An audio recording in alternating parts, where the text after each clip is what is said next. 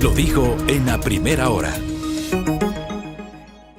Muy bien, 7:09 en la mañana. Ya lo tenemos al doctor Miguel Molina conectado, ¿no? Académico, jurista, articulista. Y póngamelo al doctor Molina en la pantalla, vea, para saludarle. Y el más reidito de la sesión de la audiencia de Zoom el día viernes. Doctor, ¿cómo le va? Bienvenido, buen día. Junto a mi compañera Belkis Sánchez, de saluda Fabricio Vela. ¿Cómo está? Buenos días, Belkis, Fabricio. Un saludo a todas las personas que nos escuchan. ¿Cómo le va, doctor? Oiga, su rostro fue el que más se viralizó el día viernes, cuando en esos eternos 5 minutos, con prolongadísimos silencios, el señor delegado del Ministerio de Trabajo no pudo presentar la norma ante la jueza que faculta la suspensión de 150 días de la vicepresidenta. ¿Qué sensaciones le dejó ese tramo de la audiencia y el resto de la audiencia que, y de forma inexplicable, fue suspendida hasta el próximo 9 de diciembre, doctor? Bueno, en realidad fueron como 20 minutos, ¿no? La mayoría de personas que lo contaron dicen que fue el incidente en sí, más o menos unos 20 minutos, hasta que él retomó la palabra sin poder sustentar con ninguna norma la sanción de la vicepresidenta. Dijeron la sana crítica, eso no tiene ningún sentido. Entonces, claro, fueron unos minutos en los cuales yo creo que he transitado de primero la indignación y un poco, digamos, ya a esta sensación de reír para no llorar, ¿no? Porque finalmente el abogado del ministerio, finalmente, digamos, es un fusible, una carne de cañón de personas muy responsables que tomaron esta decisión sin ningún tipo de fundamento y que creen que pueden administrar el Estado de esa manera, ¿no? Al antojo, al capricho, con las vendetas que vengan a cuenta. Y creo que esos minutos, lo que todos sentimos, tiene que ver con eso, ¿no? Ahora, Fabricio, usted ha mencionado que la jueza, claro, oralmente volvió a convocar la audiencia para el 9 de diciembre. Sin embargo, parece que por las críticas que se han hecho con esta demora, ¿no? para la reinstalación, el día de ayer en la noche nos han notificado a todos los amicus curiae y a las partes procesales que se reinstalará el jueves 5 a las 9 de la mañana. Ah, pero perdón, doctor, eso es noticia, eso es noticia. Sí. Usted entonces anuncia ya la notificación oficial, no será el lunes 9, sino el jueves 5 de diciembre.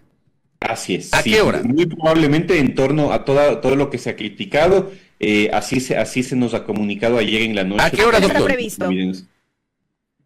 ¿A qué hora está prevista la audiencia? A las 9. 9 de la mañana. ¿Será telemática igual que la del viernes, doctor?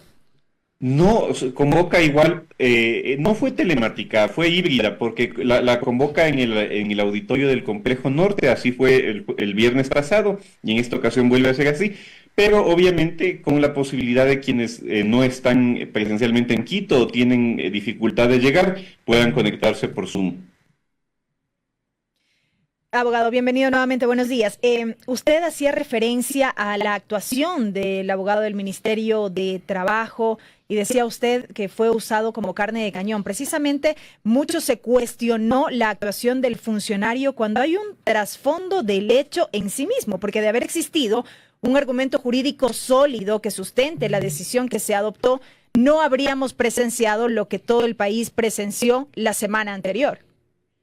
Claro, hay un nivel de crueldad tremendo en quien ordena a una persona a que defienda una causa imposible, porque probablemente este abogado sí se dio cuenta que no existía un fundamento legal, ¿no? Y él obviamente, me imagino yo, por cuidar su trabajo, porque de algún modo debe tener familia, pues no le queda más que acatar ese tipo de órdenes e exponerse de esa manera. Quizá por eso también usaba mascarilla, porque le estaban de manera cruel obligando a defender algo indefendible, ¿no? Y a mí lo que me llama la atención es esa actitud realmente cruel de la ministra del Trabajo y de las demás autoridades que podían haber dado la cara y no se les ocurrió dar la cara. Por el contrario, se escondieron detrás de esta persona, seguramente un funcionario de carrera. La ministra de Trabajo, en efecto, podía haber participado en esta audiencia para defender y sostener la sanción que se impuso a la vicepresidenta. Muy seguramente ella no lo hubiera hecho en ningún caso, porque ella hubiera argumentado que, dado que se trata de un sumario administrativo, los que hicieron el sumario debían haber dado la cara. Es que ya fue el argumento que ella misma utilizó también días atrás, ¿no? ¿Cómo? Fue el argumento precisamente que ella utilizó días atrás al ser increpada por esta decisión. Así es, ¿no? Aunque todos sabemos en el país que esta es una decisión política, tan política que no tiene sustento jurídico, y al ser política viene de ella y de su jefe. Doctor, ¿por qué cabe la acción de protección que ha planteado Verónica Abad? ¿Cuáles son sus comentarios que sustentan el pedido de la segunda mandataria? La acción de protección es una garantía jurisdiccional creada para ser el mecanismo de protección directo y eficaz a un derecho que está vulnerado en el momento de presentación de la acción de protección.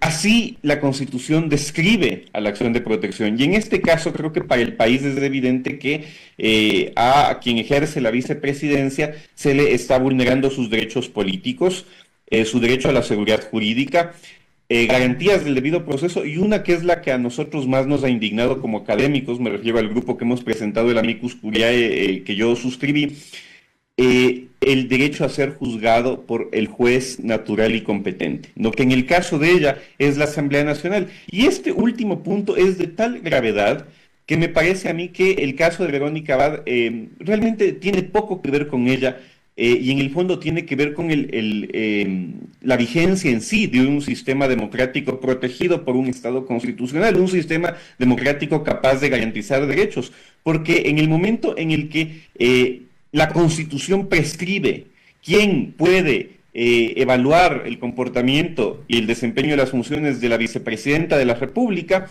la Constitución está siendo muy explícita y no está dando cabida a sumarios administrativos que implicarían tratarle a una alta mandataria como un funcionario público de carrera o de contrato ocasional. El precedente podría incluso ser tan nefasto que entenderíamos que el mismo presidente de la República puede caer en ese supuesto, ¿no? Lo que está en juego aquí para nosotros, para los académicos que hemos firmado este Amicus Curiae, es la supremacía constitucional, ¿no? Cuando la Constitución prescribe las reglas y los procedimientos para la fiscalización o control político de la segunda mandataria, está excluyendo a cualquier otro tipo de proceso, y cuando quieren estas personas aplicar el sumario administrativo en lugar de la Constitución, están yéndose contra el fundamento de la democracia, que es la supremacía constitucional.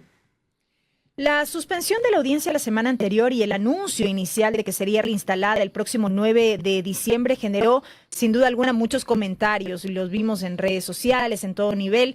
La magistrada dijo en su momento que había todavía una larga lista de amicus curiae que se debían escuchar, que se debían procesar, pero no faltó también la suspicacia de algunos en el sentido de que había quienes decían, por ejemplo, no vaya a ser que la jueza vaya a recibir algún tipo de presión respecto de lo que fue su postura original en la audiencia.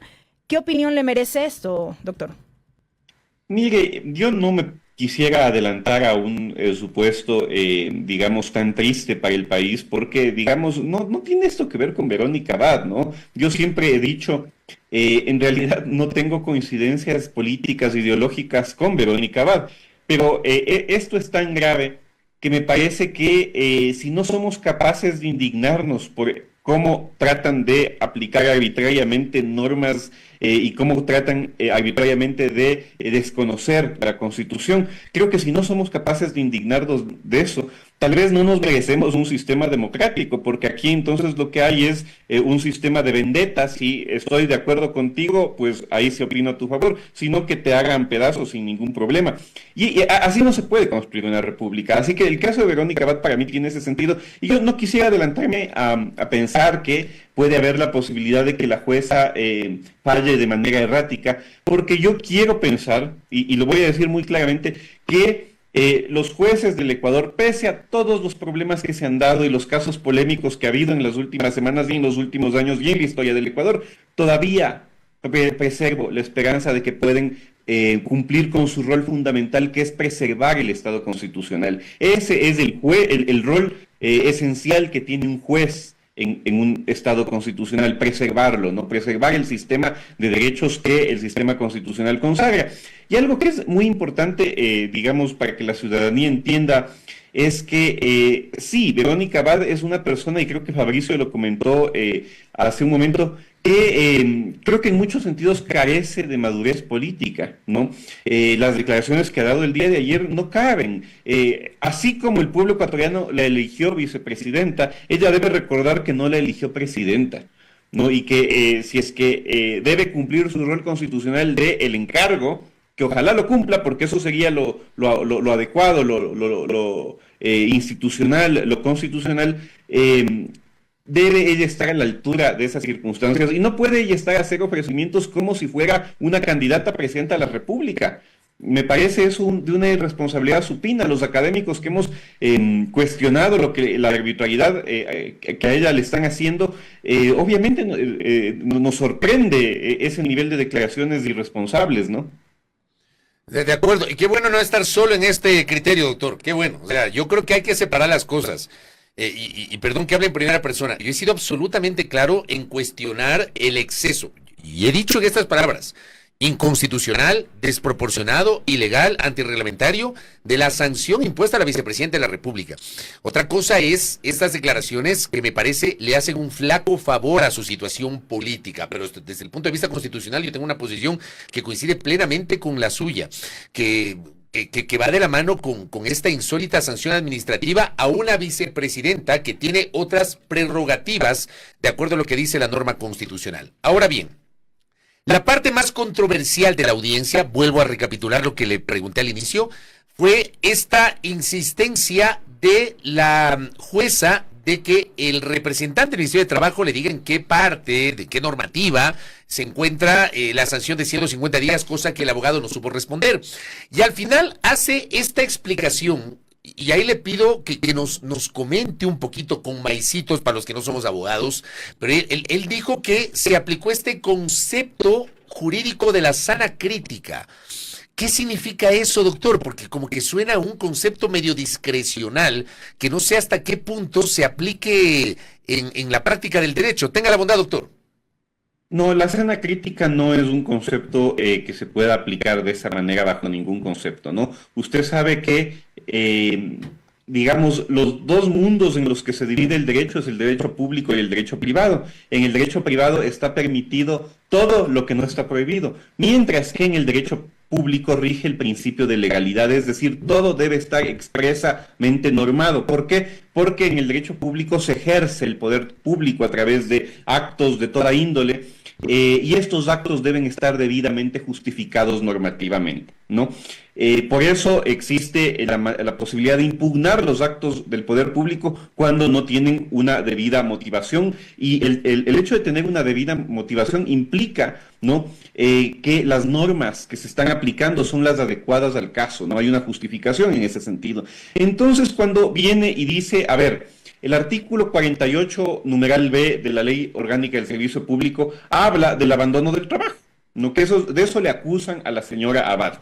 En mi opinión, es absolutamente improcedente, porque esa misma causal sí existe para ella en la Constitución, es el abandono del cargo y lo debe juzgar la Asamblea, no un funcionario del Ministerio del Trabajo. Ese es el absurdo al que nos están llevando, pero la sanción está en el 48, numeral B de la Ley Orgánica del Servicio Público. Pero, Fabricio, cuando uno lee la sanción, y le invito a la ciudadanía a que lea, se descargue el PDF en Google, lo pueden encontrar, de la Ley Orgánica del Servicio Público, y vean el artículo 48, numeral B, el encabezado del artículo dice destitución, ¿no? Es decir, se refiere a las causales de destitución de las servidoras y servidores públicos, ¿no? Eso quiere decir que cuando le acusan de abandono del trabajo, le están acusando de una causal de destitución, ¿no? Ahora, digamos, luego de los 20 minutos de tratar de buscar la norma inexistente, dicen, no, lo que pasa es que se aplicó la sana crítica de manera proporcional porque sería muy grave destituirla y por tanto mejor se aplicó la sana crítica. No, esto es una aberración jurídica.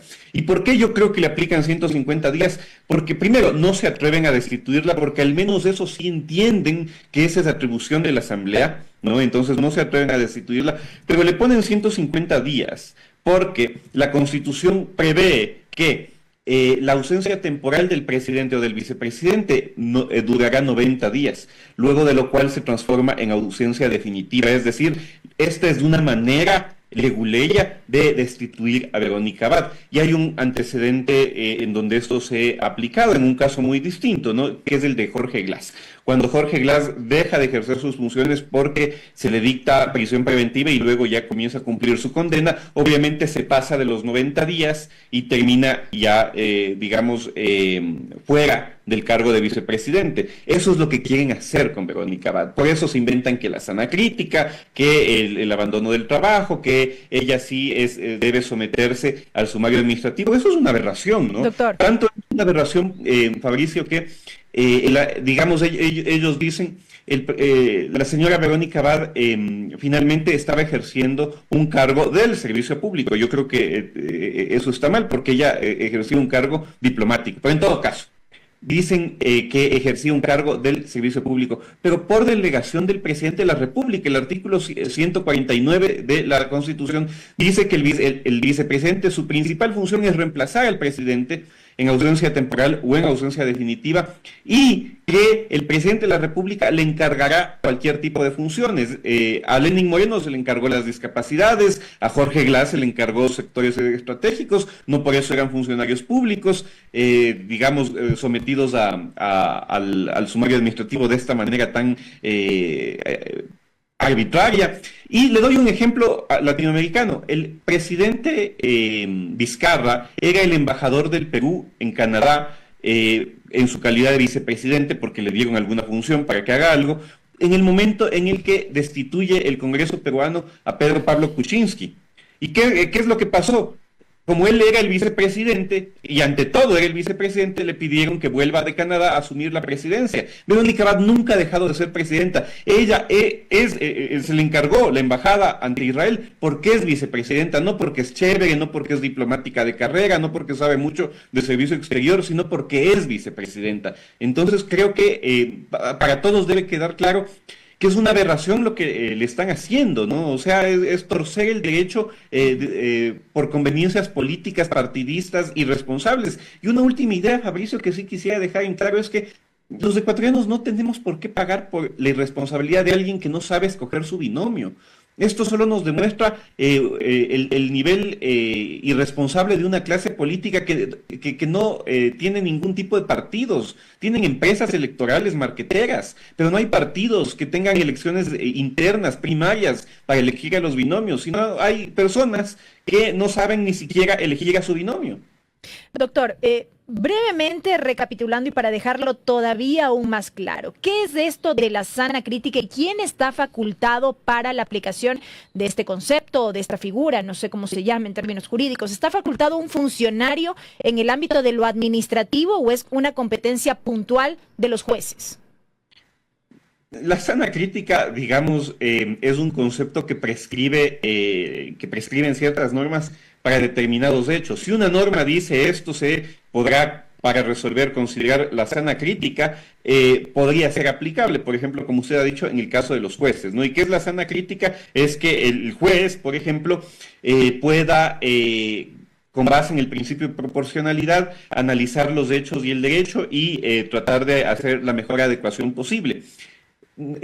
Eso tiene que estar prescrito en la norma que estamos aplicando, y la norma que estamos aplicando no habla de sana crítica, habla de es que la norma es extremadamente puntual y taxativa. El artículo 48, numeral B de la Ley del Servicio Público dice las causales de destitución, así es el encabezado del artículo, y entre las causales está el abandono del trabajo. O sea, realmente es aberrante lo que han pretendido hacer, y por eso el funcionario que probablemente entendía esto no pudo encontrar, porque no existe, y se demoró 20 minutos tratando de imaginar qué podía responderle a la jueza. Oiga, doctor, ¿qué expectativas tiene sobre lo que debería pasar a continuación después de las 9 de la mañana del jueves, que usted nos ha informado que finalmente la audiencia no será el lunes sino el jueves? No sé en qué parte se quedó, sé que había como 40 amicus curiae que se habían presentado, no sé cuánto avanzó la audiencia el pasado viernes. No, avanzó, sin embargo, digamos, no hubo un buen control del tiempo por parte de la jueza de amicus como un poco largos, poco concretos, ¿no? Realmente raros en cuanto a su estructura argumentativa. La jueza les dejaba hablar. Yo creo que más o menos debemos estar un poco más allá de la mitad de los amigos. Creo que si me atrevo a poner en porcentajes, probablemente el 60 ya se presentaron y faltaría más o menos un 40, me parece a mí. Creo que se habían presentado 43 amigos y yo creo que se llegó un poco más de la mitad a evacuar, ojalá.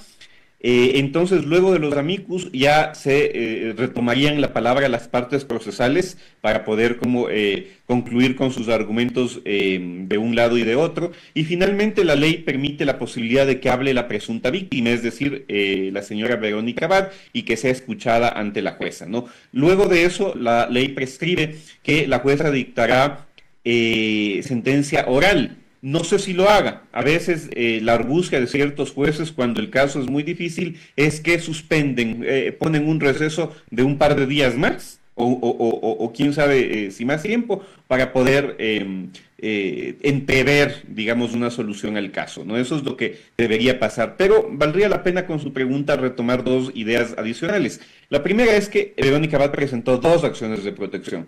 La primera contra el inicio del sumario administrativo. Ese caso perdió en primera instancia, subió a apelación a Corte Provincial. La Corte Provincial no se sintió capaz de resolver y mediante consulta de norma elevó el caso a la Corte Constitucional. Este caso es muy importante porque dada la fragilidad institucional en la que vivimos, quizá por fin ya el caso está en conocimiento de la única institución que goza del respeto de la ciudadanía y que creemos, la mayoría de abogados, muchos no estamos de acuerdo con alguna decisión, pero creemos que es una corte independiente. Entonces, de algún modo, el tema de Verónica Abad, por medio de esa primera acción de protección, ya está en conocimiento de la Corte Constitucional. Ahora estamos en la segunda, que es contra la suspensión de 150 días, ¿no? Así que hay dos en marcha, digamos, casos que tienen que ver con la inhabilitación de Verónica Abad para el ejercicio del encargo de la Presidencia de la República.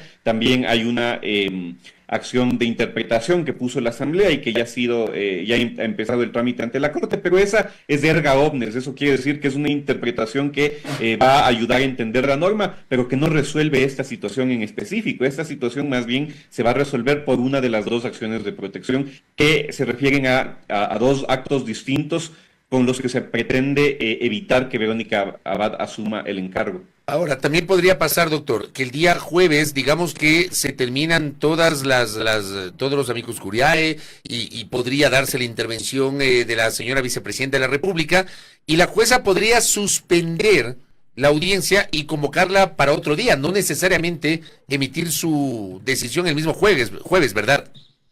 He visto casos en ese sentido, es decir, la Ley Orgánica de Garantías Jurisdiccionales y Control Constitucional que norma los procesos de la justicia constitucional es muy específica en que la sentencia es oral y en audiencia luego de escuchar como todos los alegatos, luego de la práctica de la prueba. ¿Por qué? Porque la justicia constitucional tiene muy adentro el principio de oralidad, entonces como mal podría no dictarse audiencia digamos sentencia en la propia audiencia. Sin embargo, sí he visto yo casos en los cuales, como le digo, el juez dice vamos a suspender para un pequeño receso que no es de 10 minutos, sino de 5 o 6 días, ¿no? Así que ese riesgo existe porque en la práctica judicial lo he visto, se ha dado. No es lo deseable, no es lo que la ley manda, pero quién sabe y también puede darse ese escenario.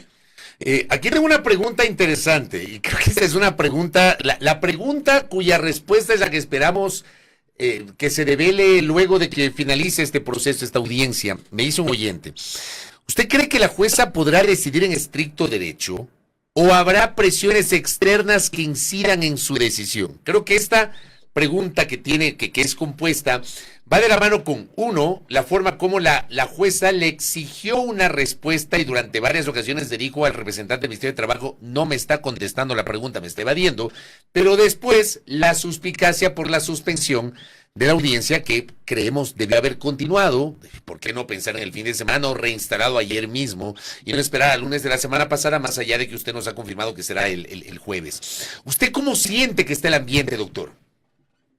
Mire, La verdad es que como profesor de Derecho siento mucha preocupación y en clases hablo con los chicos y les digo, creo que ya he colgado los guantes para pensar que voy a lograr, digamos, como activista jurídico, como intelectual, fortalecer la independencia judicial en este país, porque no ha sido posible desde 1830, ¿no? Entonces, lo que les digo a los alumnos, yo creo que mi último, digamos, intento es formando mejores abogados para que sean mejores jueces, y eso toma tiempo. La verdad es que hay casos que me han decepcionado muchísimo, ¿no?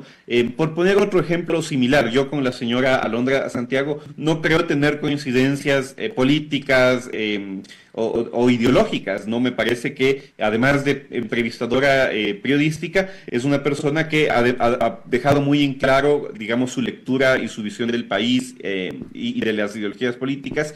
Y en ese sentido yo no me siento cercano a ella, pero yo inmediatamente como escribí una columna y me indigné y también he estado como en medios cuando le hicieron la suspensión de su visa y ella tuvo que salir inmediatamente del país. Fue una arbitrariedad, ¿no? Y digamos, desde el punto de vista jurídico, técnico, no había posibilidad de que el juez no vea esa arbitrariedad. Entonces, cuando uno ve que las normas tienen una aplicación directa, más aún la Constitución, y los jueces no lo ven, no lo entienden, no ven la vulneración de derechos que es evidente, uno sí tiene como muy dudas sobre el estado en el que está la justicia ecuatoriana. Quiero que en este caso, de algún modo, la ciudadanía esté muy atenta. También creo que los jueces deben ser conscientes de su obligación de sostener el Estado constitucional. Entonces, creería yo que todavía hay la esperanza de darle a ella la oportunidad, a la señora, a la jueza Vera, no Nubia Vera, de demostrarle al país que todavía podemos confiar algo en nuestros jueces, ¿no? Ella tiene esa inmensa responsabilidad y quiero como que dejarlo muy claro. Ella tiene la oportunidad en este momento de demostrarle a la sociedad ecuatoriana que ella es una jueza que merece su cargo, ¿no? Espero que esté a la altura de esa circunstancia histórica. Correcto, doctor. Oiga, una cosa más, ya. Vamos a suponer que hay una decisión oral de la jueza. Una vez que se emite la decisión oral, pero hay que esperar que se emita la resolución escrita, y eso a veces no es que tarda horitas, sabe tardar días o semanas. ¿Qué puede pasar ahí? Bueno, en acción de protección, digamos, el proceso está diseñado para ser muy expedito, ¿no? La ley le da 3 días para emitir la sentencia por escrito, aunque la sentencia oral, digamos, ya se da por notificada. Lamentablemente, ningún juez que yo haya conocido respeta lo de los 3 días. Siempre se demoran mucho más para la notificación por escrito, ¿no? Aunque ya quedó notificada oralmente.